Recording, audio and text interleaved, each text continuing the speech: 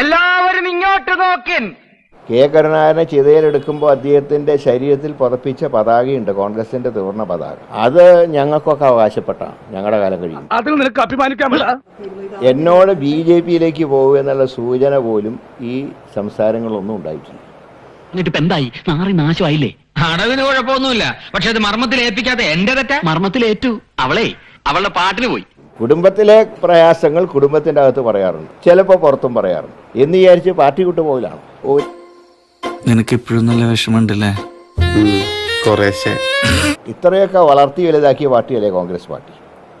ഇപ്പോൾ എല്ലാവർക്കും അറിയാം, ഞാനൊരു ഘട്ടത്തിൽ കോൺഗ്രസ് വിട്ട് പോകേണ്ടി വന്നപ്പോൾ അതൊക്കെ നാട്ടുകാർക്ക് അറിയാവുന്ന കാര്യമല്ല അല്ലേ. അന്ന് പോലും ഞാൻ BJP ആയിട്ട് കോംപ്രമൈസ് ചെയ്തിട്ടില്ല. അന്ന് വേണമെങ്കിൽ ആ മുന്നണിയിൽ ചില ഒരു പ്രയാസം ഉണ്ടായിരുന്നില്ല. അഭിമാനമുണ്ട് ഗോവിന്ദ, അഭിമാനമുണ്ട്. കരുണാകരൻ്റെ കുടുംബത്തിൽ നിന്ന് ഒരാളെ BJP-ക്ക് കിട്ടിയെന്ന് പറയുമ്പോൾ അത് മതേതര വിശ്വാസികളെ സംബന്ധിച്ച് ഏറ്റവും ദുഃഖം നൽകുന്ന ഒരു കാര്യമാണ്.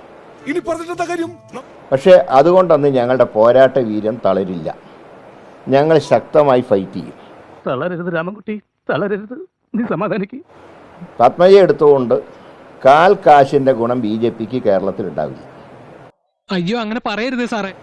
എല്ലായിടത്തും BJP-യെ ഞങ്ങൾ 3-ാം സ്ഥാനത്തേക്ക് തള്ളും, യാതൊരു സംശയവുമില്ല. തോൽക്കുന്നതിന് തൊട്ട് മുമ്പ് വരെ ശുഭാപ്തി വിശ്വാസം വളരെ നല്ലതാണ്.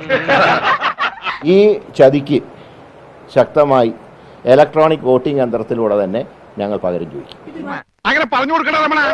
അപ്പോൾ എൻ്റെ ധാരണ അങ്ങനെ തീരുമാനത്തിലേക്ക് പോകില്ല എന്ന് പോലും എന്നോട് പറഞ്ഞിട്ടുണ്ട്. അത് കോട്ടപ്പള്ളിയുടെ തന്ത്രപരമായ ഒരു ഒഴിഞ്ഞു മാറ്റമാണ്.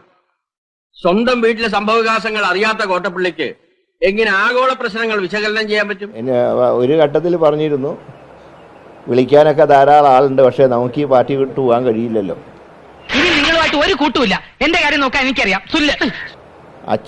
അച്ഛൻ കഷ്ടപ്പെട്ടുണ്ടാക്കിയ പ്രസ്ഥാനമല്ലേ, അതുകൊണ്ട് നമുക്ക് പോകാൻ കഴിയില്ലല്ലോ എന്ന് പറഞ്ഞ വ്യക്തി എങ്ങനെ ഇത്ര കടുത്ത തീരുമാനത്തിലേക്ക് പോയി?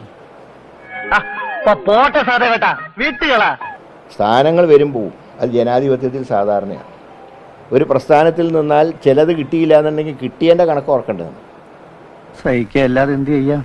ഒരു കാരണവശാലും ഇത് അംഗീകരിക്കാൻ കഴിയില്ല. ഇനി ഒരു തരത്തിലുള്ള ബന്ധുവാരുമായിട്ട് ഞാനും ജോജിയുമായിട്ട് അടിച്ചു പിരിഞ്ച് ദുഷ്മൻ ദുഷ്മൻ ദുഷ്മൻ. അപ്പൊ പിന്നെ പോട്ടെ സ്വാമി, പോവാനാ സ്വാമി. എന്തെങ്കിലും ചില്ലറ